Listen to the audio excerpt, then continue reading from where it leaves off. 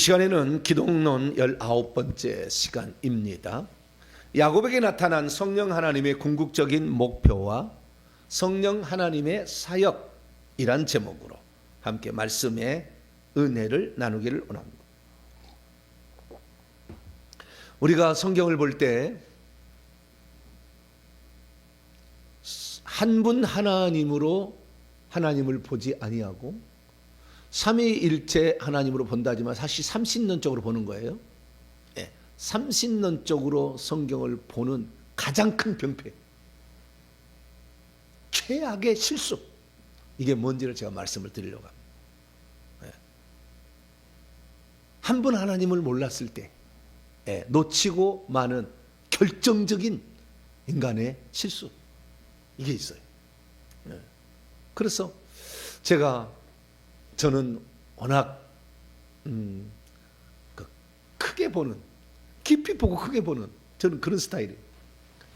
그래서 제가 이제 조직신학적으로 성령 하나님에 대해서요, 제가 성령 하나님처럼 연구를 많이 한 데가 없어요. 사실은 제 논문도 신대원 논문도 그리스도의 영인 성령에 관한 연구예요. 그리스도의 영인 성령에 관한 연구. 왜 성령이 그리스도의 영이냐, 이걸 얘기를 한 거예요. 그래서 성령에 대해서 엄청난 조직신학적으로 논문들도 다 공부를 해가지고 공부를 많이 한 거예요. 그래서 성령에 관심이 많았는데 이제 그 성령에 대해서 지금 얘기를 제가 하는 거잖아요. 그러니까 저는 간단하게 얘기하지만 핵심 노른자를 탁 찍어서 얘기해 드릴 거예요. 잘 들어보시고, 성령에 대해서 이렇게 알아야 되는, 우리가 알아야 될 게 이거였구나라는 것을 정리를 제가 파워포인트로 정리를 해드리면서 오늘은 특별히 중요한 게 뭐냐면 야곱 때문에, 이건 게 야곱 때문에, 야곱에게 나타난 하나님의 역사를 우리는 여호와 하나님이 일하셨지만 그것을 성령 하나님이 일한 것으로 볼 수 있어야 됨에도 불구하고 많은 사람들이 아브람과 이삭과 야곱의 하나님, 출애굽기 3장 6절의 말씀 인용하지만, 야곱이 성령 하나님을 예표한다고 얘기하지만 성령 하나님이 어떻게 일하셨는지를 얘기를 안 해줘. 이삭에 대해서만 얘기할 뿐이야, 예표론적으로. 창세기 22장의 사건만 얘기할 뿐이지 이것도 구체적으로 얘기하지 안 하고, 이삭의 아내였던 리브가를 취하는 게 교회가 어떻게 해야 된다는 교회론의 예표인데 얘기 안 해줘. 보통 다 안 해줘요. 그게 안 보니까. 왜냐하면 구약 성경을 신약의 관점으로 봐야 되는데 구약은 구약의 이야기지 신약의 이야기라고 이렇게 함께 안 본다는 거예요. 네. 그래서 우리는 구약의 성령 하나님은 누구냐?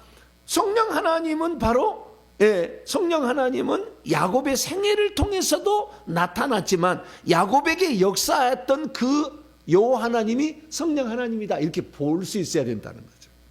네. 그리고 야곱은 성령 하나님에 의하여 변화되어서 성숙해서 그 다음에 어떤 데는 건축까지 가는데, 건축이 아니에요 이게.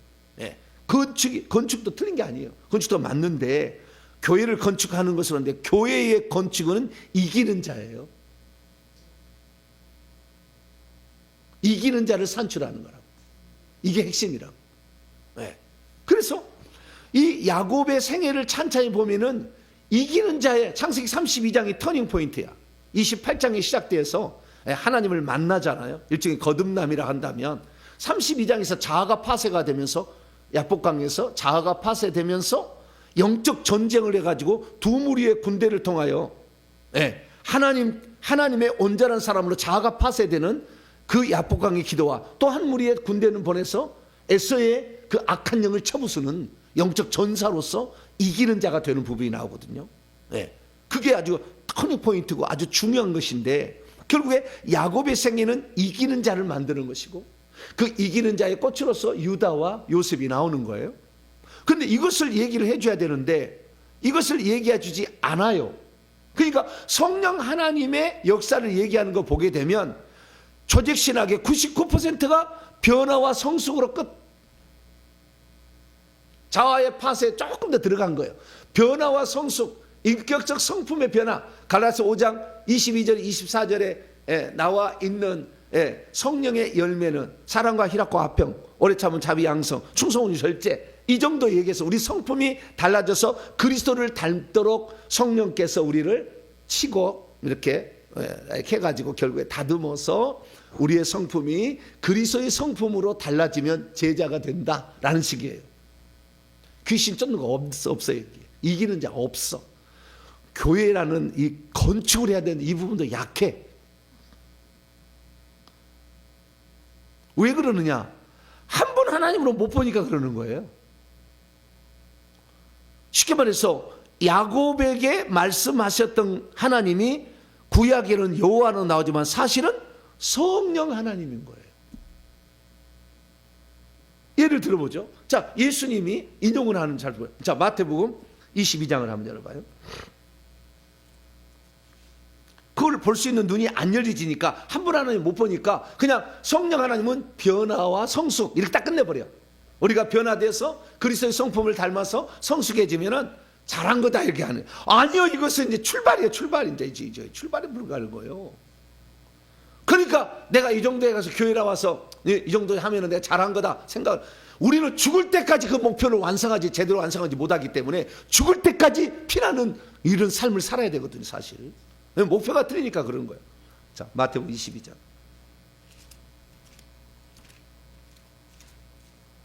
마태복음 22장에 43절을 봅니다. 예수님께서 인용하시는 구약 성경을 인용하시는데 뭐라고 인용을 하시는가? 43절에서 44절인데요. 이해를 위해서 41절부터 읽습니다. 시작. 바리새인들이 모였을 때 예수께서 그들에게 물으시되 너희는 그리스도에 대하여 어떻게 생각하느냐? 누구의 자손이냐? 대답하되 다윗의 자손이니이다. 이르시되 그러면 다윗이 성령에 감동되어 어찌 그리스도를 주라 칭하여 말하되 시편 110편 1절 인용합니다. 주께서 내 주께 이르시되 내가 내 원수를 내 발 아래 둘 때까지 내 우편에 앉아 있으라 하셨도다 하였느냐? 성령 하나님에 감동되어서 다윗이 말했다는 거예요. 그러니까 성령 하나님이 이쪽이 주체라는 거잖아요. 그런데 이것을 성령 하나님이 말한 게 아니야. 구약성 읽어보면 여호와가 말한 거예요. 자, 시편 110편.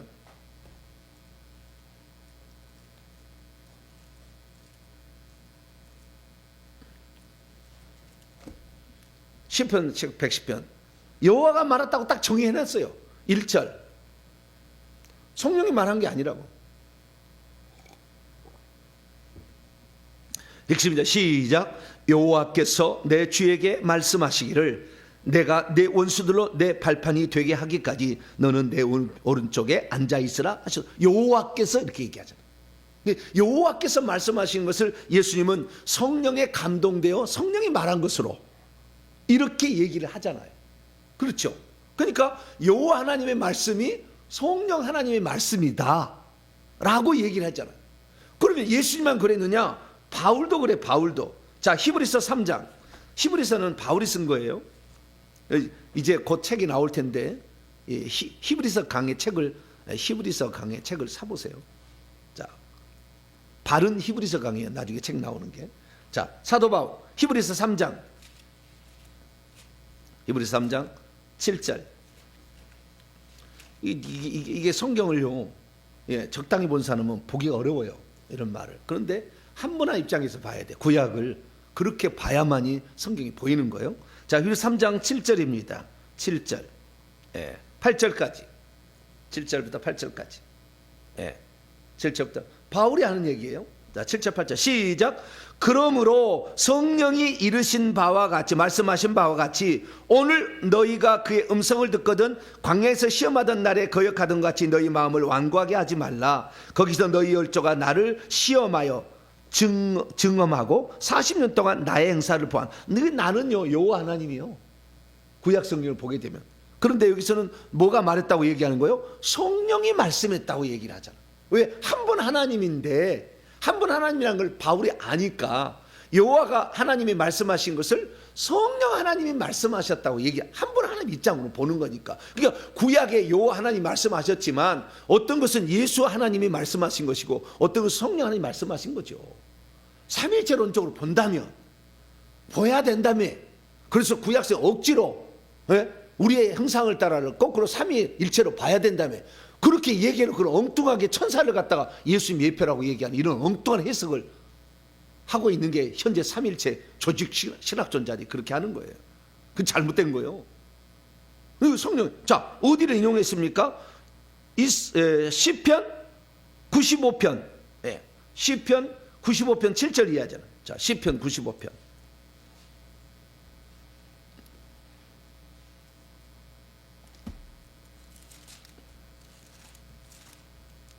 시편 95편 7절 8절.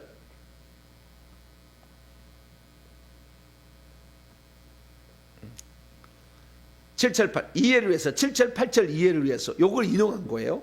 3절부터 이게 여호와 하나님이 얘기한 거라고. 7절부터 시작. 여호와는 크신 하나님이시요 모든 신들보다 크신 왕이시기 때문이다. 땅의 깊은 곳이 그의 손 안에 있으며 산들의 높은 곳도 그의 것이로다. 바다도 그의 것이라 그가 만드셨고 육지도 그의 손이 지으셨도다. 오라 우리가 굽혀 경배하며 우리가 지으신 여호와 앞에 무릎을 꿇자. 그는 우리의 하나님이시요 우리는 그의 기르시는 백성이며 그의 손이 돌보시는 양이기 때문이다. 너희가 오늘날 그의 음성을 듣거든 너희는 무리바와 같이 또 광야의 마사가에서 지냈던 날과 같이 너희의 마음을 완악하게 하지 말지니라.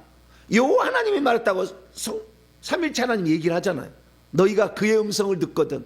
한 분 하나님이 여호와 하나님의 음성을 듣거든 이렇게 하죠. 그 여호와께서 말씀하신 거예요.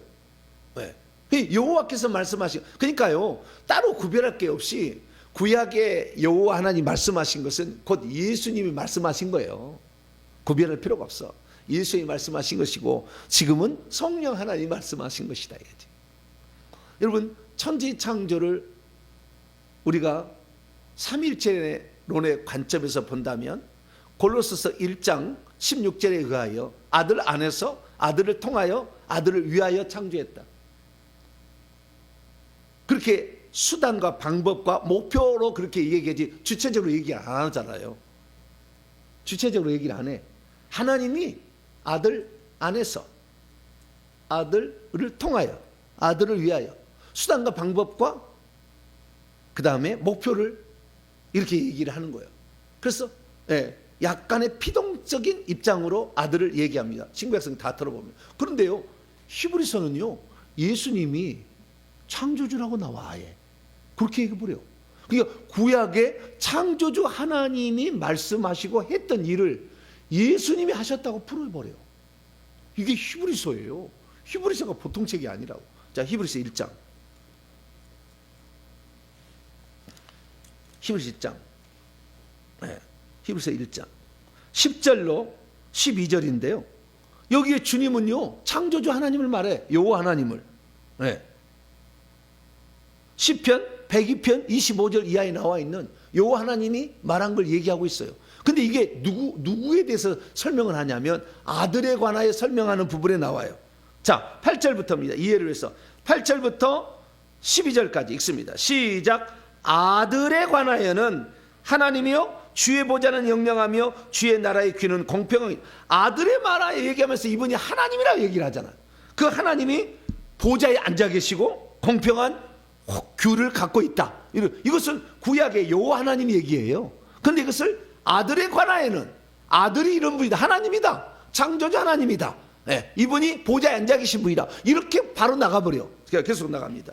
주께서 의를 사랑하시고 불법을 미워하셨으니 그러므로 하나님 곧 주의 하나님의 즐거움에 기름을 부어 주를 동료들보다 뛰어나게 하셨도다 하였고 또 주여 태초에 주께서 땅에 기초를 두셨으며 하늘도 주의 손으로 다 여호와 하나님이 지었다고 해요. 구약 성경. 그런데 여기는 주여를 아들에 관하여는 아들이 그렇게 했다 이렇게 봐야 된다고 얘기하는 거예요.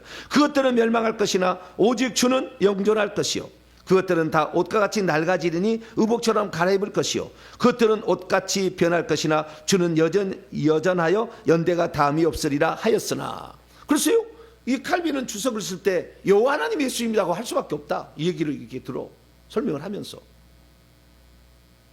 그러니까 구약의 하나님의 역사를 우리는 여호와는 창조주의 역사만 한다. 근데 그게 아니라 한 분 하나님이 구약에 여호와로 나타나서 일한 거라니까. 할렐루야.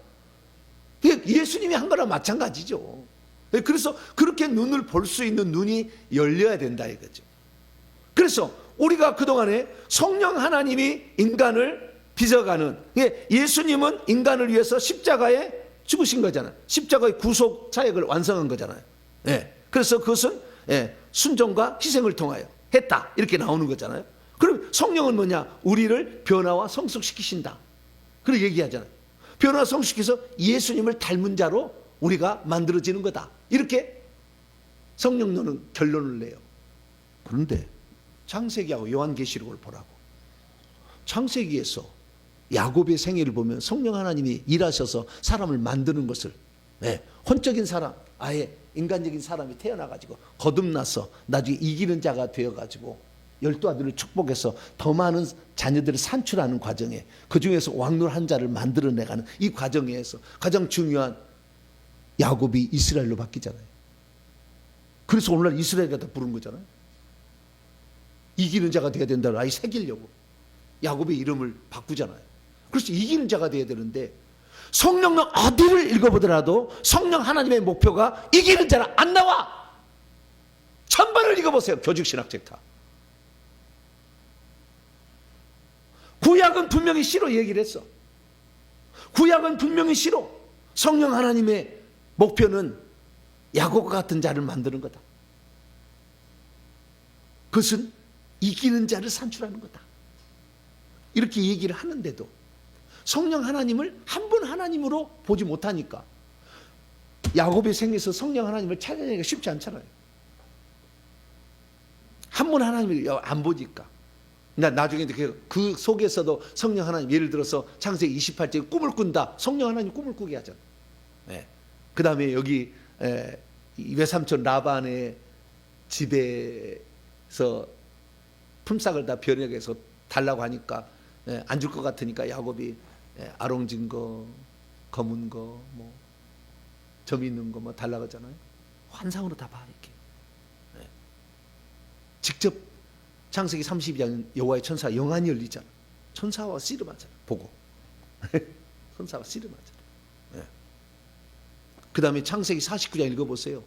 완전히 12지파의 12아들들에 대한 축복을 예언처럼 완전 그대로 예언이 이루어져. 엄청난 예언가요.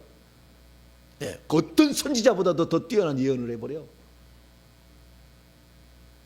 그래서 그렇게도 구분할 수 있죠. 성령 하나님 역사로. 근데 한 분 하나님 역사인데 여호와께서 하시는 건데, 우리가 굳이 삼위일체적인 관점에서 본다면 꿈을 꾸게 하시고 환상을 보게 하시고 예언하게 하시고, 이 성령 하나님의 사역 가운데 일부분이에요. 일부분. 그런데 이 성령 하나님의 궁극적인 목표, 바라시는 건 뭐냐? 이기는 자를 산출하는 거다. 이게 창세기에서 말한 한 분 하나님의 사역의 목표인 거니까. 그런데 성령으로 관점으로 뚫으면 아무리 뚫어도 안 나오지. 그런데 우리는 창세기와 씨앗이요 요한계시록이 결론이잖아. 열매잖아. 그럼 열매면 요한계시록에는 뭐라냐? 이기는 자의 산출이 목표라니까. 자, 창세기 요한계시록 2장 제일 처음에 7개 교회를 다 보세요. 전부 이기는 자가 목표야. 이기는 자가 돼야 된다. 근데 이기는 자는 성령이 교회들에게 하시는 말씀을 들어야 돼. 근데 그 성령은 예수님이 말씀하고 있어. 지금 7교회에게 7교회 예수님이 초태사일 거니시는, 근데 전에 죽었었노라. 지금은 사망과 응배 열쇠를 가졌다. 나는 처음이요 마지막이다. 그러신 분이 처음이요 마지막 여호와라는 얘기잖아. 그분이 성령 교회에 하신 말씀을 들으라고는 이기는 자가 되라고 그러잖아요. 그게 삼위일체 하나님의 완성품은 이기는 자가 되는 거지. 하늘의 기업을 상속으로 물려받는 자가 되는 거야. 그것도 여러 사람이 물려받게 하는 거지 다. 혼자만이 아니라. 자, 7절입니다. 에베소 교회에서 보세요. 2장 7절 시작.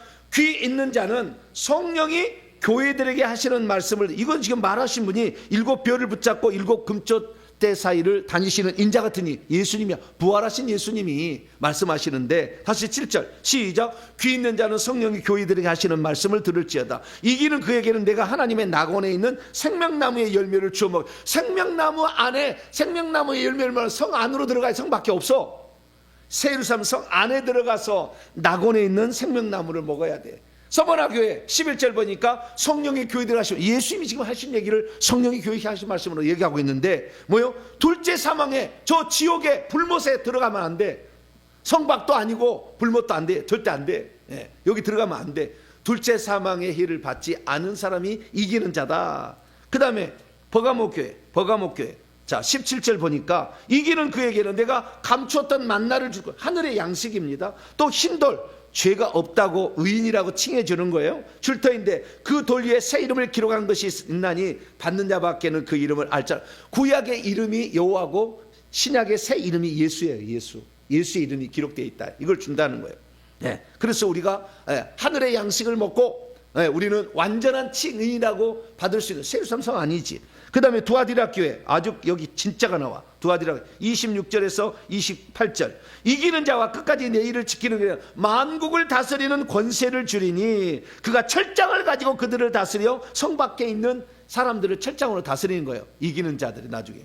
예, 질그릇 같이 하리라. 나도 내 아버지께 받은 것이 그러하니라. 내가 또 그에게 새벽별을 주리라. 요한계시록 강의를 들어보시면 모르신 분들은, 예, 그래서 성 밖에 있는 쫓겨난 생명 이름이 있다가 지어진 자들을 나가서 요한계시록 21장 끝머리 보면 다 나와요. 왕들, 땅의 왕들이 영광을 가지고 들어와서 그 땅에 가서 땅을 왕노란, 그것을 예, 천년왕국이라고 잘못 풀었어다. 아니요, 천국에서 땅이요.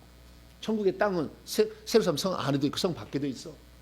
그래서 땅 위에서 왕노하리로다. 그 밖에 왕노하는 거예요. 그 얘기다. 자, 사대교회 3장 사대교회 5절. 이기는 자니가 흰옷을 입을 것이요, 정결한 신부가 되는 거 아니겠습니까? 내가 그 이름을 생명책에서 결코 지우지 아니하고 시인한다. 이 결국에 생명 이름이 지워져서 성 밖으로 가는 거거든. 예, 그러면 안 된다 이거예요. 이기는 자는 어떻게 해요? 성 안으로 들어가야 된다. 예, 흰옷을 입어야 된다. 거룩하고 깨끗해야 된다. 예, 그 다음에 빌라델비아 교회 12절. 이기는 자는 내 하나님 성전에 기둥이 되게 하리니, 이제 다시는 나가지 않는다는 거예요. 결코 밖으로 나가지 않는, 거기서 영원히 산다는 거예요. 내 하나님의 이름과 여호와 하나님의 성, 곧 하늘에서 내 하나님께 내려 새 예루살렘의 이름, 새 예루살렘. 그 다음에 나의 새 이름, 나가 뭐 새 이름이요? 예수죠. 예, 예수를 그의 위에 기록하리라. 영원한 아버지의 소유요, 아들의 소유죠. 새 예루살렘 성의 주인공이 된다, 이런 거죠. 그 다음에 라오디게아 교회 21절. 이기는 그에게는 내가 내 보좌에 함께 앉게 하여 주기를. 내가 이겼고 아버지의 보좌에 함께, 예수님이 보좌에 앉아서 통치자가 되듯이 왕노를 하는 자가 되게 해준다. 그래서 이기는 자의 최종적 목표는 왕노를 하는 자예요. 하늘의 나라를 기업으로 물려받는 것은 기본이고 상속은 기본이고 최고의 꼭대기는 왕노를 하는 자지.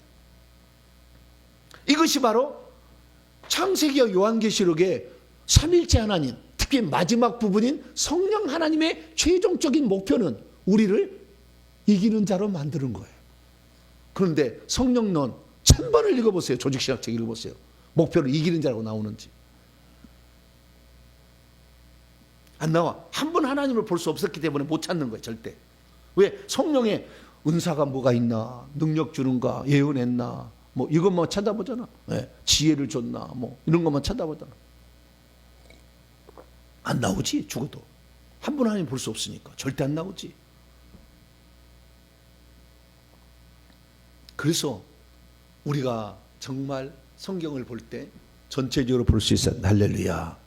성령 하나님, 삼위일체 하나님이신데, 한 분 하나님이신데, 그분은 결국에 변화와 성숙을 통해서 이기는 자를 산출하는 것이 목표였다. 그것을 뼈저리게 우리에게 새겨야 돼. 그러니 우리의 삶은 왕노한 자 지금 됐어요 다? 죽을 때까지 목표를 달성할 사람 어디 있겠어? 쉽지 않지. 저도 지금도요, 이게 부지런히 달려. 이 새벽에 이렇게 큰 소리 치고 목사 설교하는 사람 별로 없을 거예요. 왜? 새벽에 졸립잖아. 근데 제 얘기 들으면 절대 새벽 시간에 안 졸리거든. 할렐루야. 네? 두 눈을 부릅뜨게 하고 그냥 영을 막 가동시키잖아. 막. 네. 혼이 아닌 영을 막 가동시키잖아. 영을 막 깨우잖아. 막 이렇게. 그래서 우리가 정리를 하는데, 아니 제가요 공부하면서, 이 성령 공부하면서 나는요 너무 충격적인 말을 주변의 동료 목사님들이 들어. 네. 성령에 대해서 이렇게 모르는가. 와. 그중에 제일 충격적인 말은 뭐냐? 충격적인 말은 뭐냐? 경륜적인 성령을 모르더라고. 구약의 성령이 사람 속에 들어갔어요? 경륜적인 성령을 몰라. 성령이 우리 안에 들어오게 하기 위하여 먼저 하나님의 아들 되셨잖아. 그래, 아들 대신 육체를 입으신 분이 생명을 갖고 있다가 우리 안에 생명 주기 위해서, 해방하기 위해서 죽으신 것이고, 이런 관점은 잘 모르지만 좌우지가 죽으시고 그 안에 생명을 깨뜨려서 우리 안에 숨을 내쉬며 가라사대 제자들에게 성령을 받으라 그랬잖아. 그래서 우리에게 성령을 주시게 되는데, 그래서 성령이, 예수님이 마가다락방에서 마지막 만찬 가운데 만찬을 지키시고 설교를 해 주셨는데, 그 마가다락방에 강하라는 이 말씀에서 뭐라 하냐면은 성령을 너희들에게 보이는데, 보혜사 성령, 나도 보혜사다.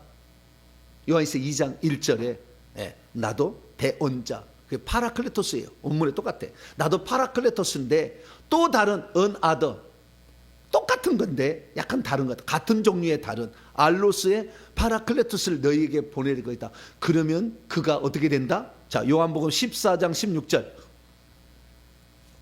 이 차이도 모르는 거예요. 이 차이도 다 똑같은 줄 알아. 경륜적으로 하나님께서 우리를 위하여 행하신 일이요, 결국 우리 때문에. 그런데 그것도 구분을 할 줄 몰라. 공부를, 성령론을 어떻게 공부했는지. 요한복음 14장 16절 17절까지 시작. 내가 아버지께 구하겠으니 그가 또 다른 보혜사를 너희에게 주사 영원토록, 원래는 그 시대까지예요. 그 시대까지, 이 시대까지밖에 안 돼. 그 다음에 또 결정되는 거예요. 네.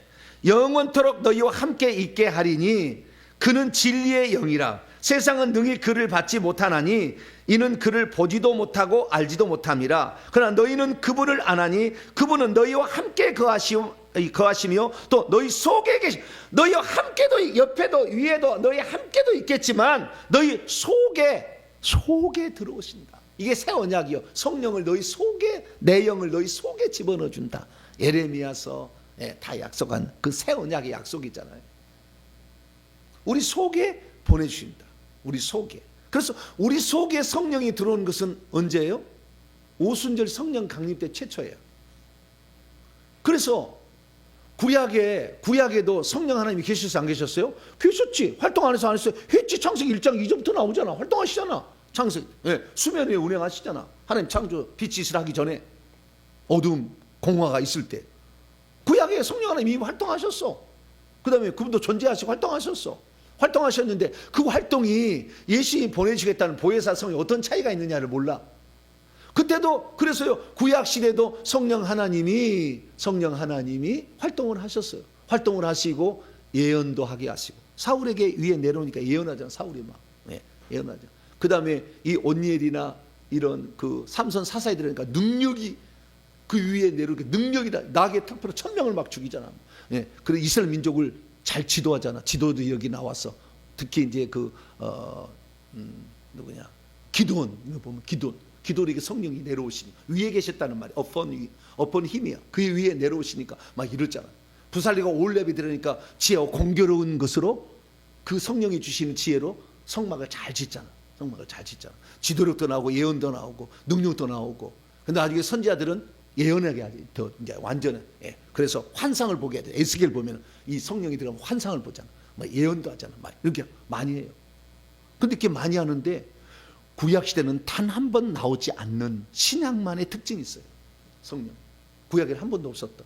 그런 것들은 다 신약도 성령 하나님이 계속 계셨으니까, 그런 하나님 계셔. 그것은 동시에 계속 있어요. 그래서 그 사역은 계속 전속되나, 오순절 성령 강림으로 오시는 그 성령은 사람 속에 들어가기 위해서 오신 성령이에요. 뭐 때문에? 우리를 생명을 줘서 하나님 자녀 되고 상속자가 되고 이기는 자가 되고 왕노한 자가 되게 하게, 그 일을 하는 거예요. 그런데 그 성령께서 우리 속에 들어오셔 가지고 일하시는데, 우리 속에 들어올 때 최초로 구약에 없던 것이 나타나. 그것이 사도행전 2장 4절 성령의 말하게 하심을 따라 방언으로 말하는. 구약에 단 한 사람도 방언으로 말하지 않았어요. 영이 말한 게 없었어요. 방언 통역 없었어요. 고린도서 12장 10절에 8절에 10절에 나와 있는 성령의 9가지 은사 가운데 2가지 은사만은 구약에 없었어요. 9가지 중에서 방언 말함과 방언들 통역함의 은사 없었어요. 그것은 성령이 내 안에 들어와서 생명을 줘서 생명을 받은 자가 말을 하기 시작합니다. 아담에게 생명을 주니까 말하기 시작했죠. 마찬가지 우리에게 말을 하는, 이것은 영이 성령이 내 안에 들어와서 말하는 거죠. 내 영과 더불어서. 네. 그래서 말을 하잖아요. 그래서 이런 경륜적인 차이들을 알아야 되는데 너무 몰라. 네. 그래서 제가 간단하게 정리를 해드릴 테니까, 네. 이거 간단하게 내가 정리를 해드릴 테니까 잘 보세요. 자, 성령 하나님, 그분의 명칭에도 경륜적인 성령이 나와. 사역 마찬가지. 인격 자체는 지정의를 가지고 있다는 거예요. 점진적으로 하나님이 인류를 어떻게 향할 것인지를, 성령 하나님의 완성이잖아요. 네. 성령님 우리가 어떻게 계시됐습니까? 구약에도 활동하시고, 예수님 신약 복음서 시대도 활동하시고, 예수님 시대도 오순절 성령 강림 이후에도 다 활동하셨죠. 근데 다 차이가 있다 이거면, 점진적으로 사역에 구분이 되어지고 완성되어가는 차이가 있다는 거죠. 구약 시대는 창조와 언약의 영으로서 어떻게 명칭을 불렸느냐? 명칭이 하나님의 영, 여호와의 영. 여호와의 영은 사사기에서 처음 나와요. 사사기부터 나와요. 그전에 안 나와. 여호와의 영. 네. 그래서 하나님의 그 명칭부터 보게 되면 이제 그것을 알 수가 있는데, 처음에는 창세기 1장 2절에 하나님의 영이 수면 위에 운행하신다. 욥기서 33장 4절도 하나님의 영이 나를 지으셨다. 막 그렇게 나오잖아요. 그러다가 여호와의 영이 나와. 여호와의 영의 최초는 사사기 3장 10절이에요. 여호와의 영이 온일에게 임하셨으므로 그가 이스라엘 사사가 되었다. 6장 34절에 또 마찬가지로 이제 계속 이런 기드온에게 임하여서 했던 이런 일들이 계속 나와. 이사야 11장 2절에 여호와의 영, 하나님을 경외한 영이 이새의 아들 다윗에게 임한다, 이런 말이 나오잖아. 여호와의 영. 그러다가 주의 영, 그 다음에 성령, 드물게 나오는 표현. 성령, 거룩한 영은 드물게 나오는 거예요. 자, 시편 51편 11절 한번 읽어볼까요? 시편 51편 11절. 시편 51편 11절 읽습니다. 시작. 나를 주 앞에서 쫓아내지 마시며 주의 성령을, 당신의 성령을 내게서 죄를 지어가지고 성령이 떠날까 봐. 왜? 사울왕이는 떠나잖아요.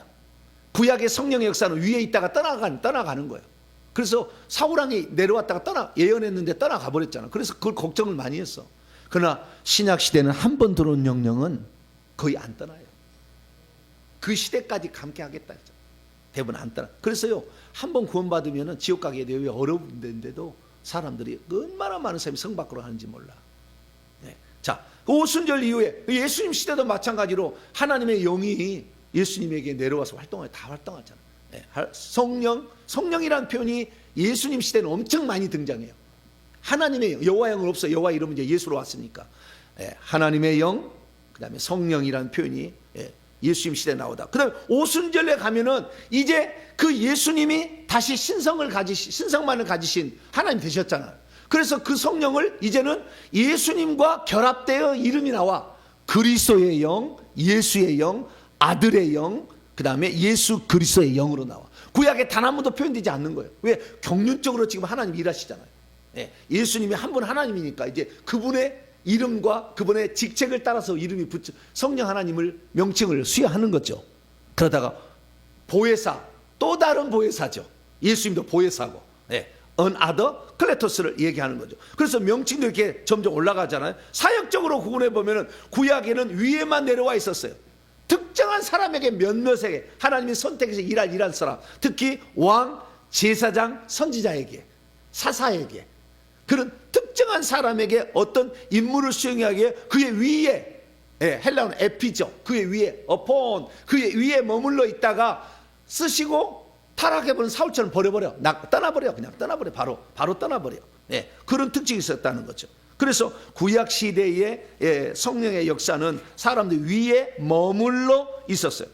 그래서 머물러 있어서 그 직무를 수행하게 하는데 특정 인물만, 그래서 어떤 그 일을 하게 하셨는데 그 일을 하시게 하는 것이 이제 사역의 내용이고 좀 더 얘기하고, 그래서 이 성령의 사역을 신약과 구약을 비교해 본다고 한다면 구약에서는 말씀하시는 방식이 약간 다른데 구약에서는 성령 하나님이 직접적으로 말한 부분이 없어요.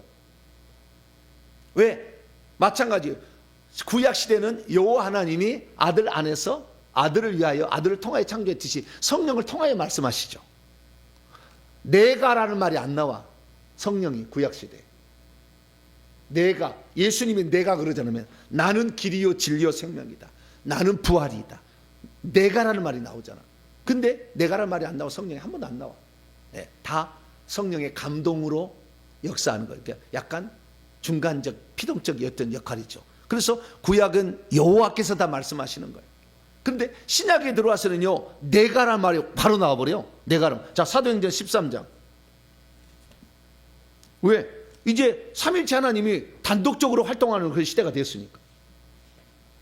사도행전 13장.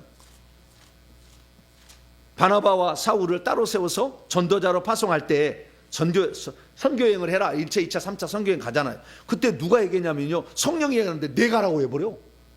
나 예수가 하는 거예요. 그렇게 되는 거죠. 구약에 나 여호와만 나오잖아. 구약에 나 여호와가 일주일 동안 만물을 만들고 일주일 쉬었다. 이렇게 나 여호와가 이렇게 하죠. 신약에는 나 예수가 이렇게 얘기하잖아. 그러다가 이제 오순절 성령 강림은 나 성령이 이렇게 나와버려. 자, 13장 2절입니다.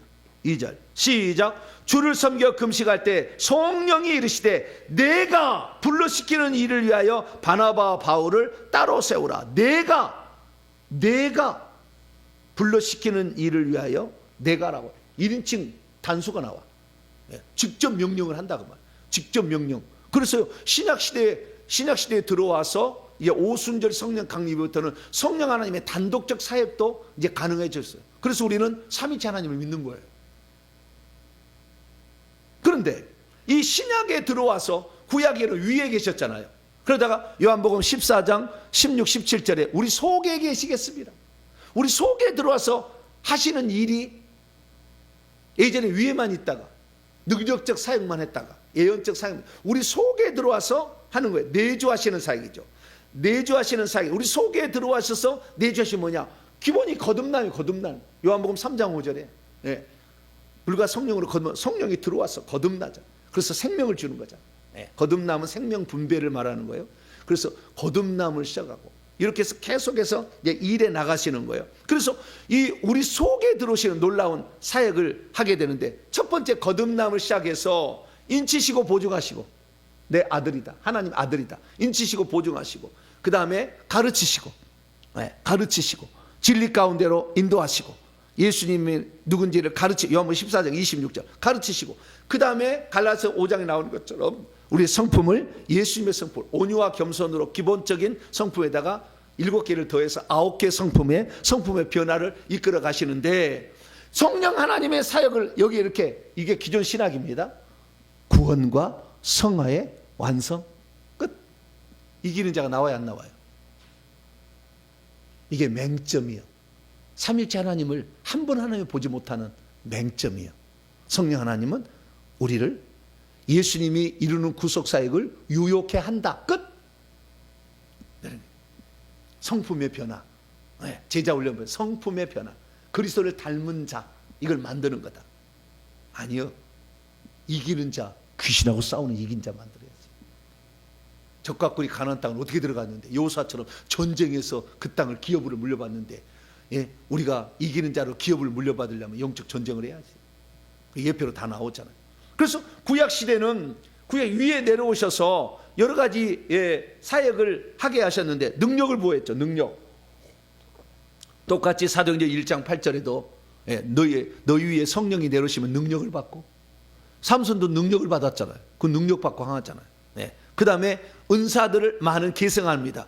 예언하게 하고 환상 보게 하고 병들 치료하고 이런 거 있잖아요. 은사들을 그대로 꿈을 꾸게 하고 다 이런 거 그대로 은사는 계승합니다. 지금도 꿈을 꾸고 지금도 예언하고 지금도 환상 보잖아요. 저도 환상 보자 이렇게 하자. 그렇게 하고 그 다음에 새로운 은사가 이건 구약이 없었어. 구약이 단 한 번도 방언과 방언 통역은 오직 성령이 내주하심으로 말미암아 나타나는 거였다. 그래서 오순절 이후에 하나님께서 하시는 일은 우리 속에 들어와서 결국에 우리를 거듭나게 하셔서 구원받게 하셔서 정확히 성경 얘기하면 이기는 자가 될 때까지 그쪽 사역을 하시는데 이것을 구약적인 능력적 사역, 은사적 사역도 같이 더불어서 계속 하실 수 있도록 성령 하나님. 그래서 성령 하나님이 위에 계시면서도 사역하시고 안에 들어오셔서 사역하시는 풍성한 시대에 우리는 살고 있다. 할렐루야. 모세 시대 세놨으면 좋을 것 같아요. 네? 마지막으로 그럼 성령 하나님이 누구냐? 이 성령 하나님은 예수님의 또 다른 옷입니다. 자, 요한복음 오늘 이것을 안 가르쳐. 예수님의 또 다른 옷입니다. 그러니까 한 분 하나님의 옷입니다. 이걸 안 가르치는 거죠. 자, 요한복음 14장 18, 19절. 요한복음 14장 18, 19절 시작. 내가 너희를 고아와 같이 버려두지 아니하고 너희에게로 오리라. 조금 있으면 세상은 다시 나를 보지 못할 것이로되 너희는 나를 보리니 이는 내가 살아있고 너희도 살아있고. 보리니 너희가 본다면 제자들이 재림하신 예수를 본다는 거예요. 성령으로 오신 걸 보게 된다 이거지. 성령으로 오신 것을 보게 된다. 자, 마태복음 16장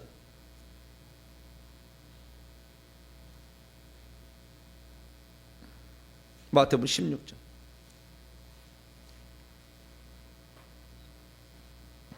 16장 27절에서 28절 27절에서 28절 시작. 인자가 아버지 영광으로 그의 천사들과 함께 오리니 그때 각 사람이 행한 대로 갚으리라. 진실로 28절 중에 너희에게 이르니 여기 서 있는 사람 중에 죽기 전에 인자가 그 왕권을 가지고 오는 것을 볼 자들도 있느니. 이게 성령이 오십니다. 여기 서 있는 사람 중에 본다죠. 네. 그래서 성령님은 예수님의 또 다른 옷입니다. 한 분 하나님의 최종적인 옷입니다 라고 표현할 수가 있죠. 그래서 성령 하나님은 예수님보다 못한 존재가 아니죠. 동일한 속성을 다 가지고 있는, 신적 속성을 다 가지고 계시는 한 분 하나님의 옷입니다 라고 얘기를 하는데, 그러나 성령 하나님은 끝까지 뭘 하는 거냐, 지정의를 소유하고 있어요. 하나님의 깊은 것도 통달하시는 지성과, 그 다음에 우리가 죄를 지으면 근심하게, 하나님의 성령을 근심하게 하지 말라. 에베소 4장 30절. 근심도 하시고 감성도 가지고 있고, 그 다음에 은사를 하나님의 뜻대로, 고린도서 12장 11절 성령 하나님이 뜻대로 나눠주신다. 의지도 있어요. 그런데 이 성령 하나님은 자기 이름도 없잖아. 네? 성령 이름도 없잖아. 이름도 없으면서 오직 하는 것은 예수님이 하신 일을 생각나게 하고, 왜? 그분이 중요한 거니까. 성령 하나님이 하시는, 자기를 드러내지 않아. 그래도 드러내지 않아도 일을 시켜. 내가 일을 하죠. 내가. 네. 고넬료에도 내가라가 나와. 내가. 사도행전 10장 여러분. 사도행전 10장. 왜? 이제 삼일체 하나님이니까. 네. 구약에는 일종의 약간 보조적으로 사역하셨다면, 오순절에 성령 하나님이 주권적으로, 주체적으로 일을 하신다고 말이에요. 자, 사도행전 10장. 이것도 알아. 이거 알아야지. 그냥 예수님의 또 다른 오심이라 여기에 끝나면 안 되지. 직접적으로 하시오. 자, 19절로 20절. 내가라고 바로 써버려. 1인칭 단수를 써. 성령 하나님. 구약에 단 한 번도 표현되지 않는 거예요. 예수님 시대도 표현되지 않는 거예요. 오순절 성령은 이후에 표현된 거예요. 19절 시작. 베드로가 그 환상에 대해서 보자기 환상에 생각할 때 성령께서 그에게 말씀하시되, 두 사람이 너를 찾으니 일어나 내려가 의심하지 말고 함께 가라. 내가 그들을 보냈다 그러잖아. 내가 그래 버린, 내가. 요한계시 22장 뭐 많이 나오는데 중요한 것만 시간 관계상 22장 17절 시작. 성령과 신부가 말씀하시기를 오라 하시는도다. 듣는 자도 오라 할 것이요 목마르도 올 것이요 또 원하는 자는 값이 생명수. 성령이 말씀하시잖아 직접. 네, 성령이. 구약에는 그런 게 없잖아. 다 통하여 말씀하시는 거지. 감동으로 말씀하시는 것이고 이렇게 하는 거지. 그래서 우리가 오늘 이제 성령님 다 정리한 거예요. 네, 성령론 조직신학을 제가 딱 요약해 줬어요. 지금 빠뜨린 것도 내가 얘기해 드리고. 근데 핵심은 뭐냐? 성령 하나님을 한 분 하나님 못 보니까 이기는 자로 만들어야 되는 것이 조직신학이 안 나온다는 거예요.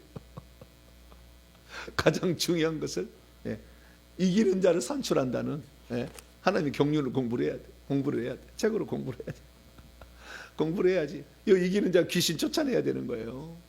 이 부분 지금 야곱에 못 들어갔는데 이제 야곱의 생애를 통해서 하나하나 내 조명을 해드릴 테니까 야 우리가 결국에 성령 하나님을 원하시는 것은 이기는 자의 산출이고 더 많은 이기는 자를 산출해. 그래서 이 제가 저기 아가서 강해에 백합화 같은 신부의 거룩함도 중요하지만 그 원수의 영토에 깃발을 꽂는 전사가 되고 마지막으로는 또 다른 생명을 낳는 신부가 되어야 된다. 할렐루야. 그것이 바른 아가서 강해 책 보시면 돼요.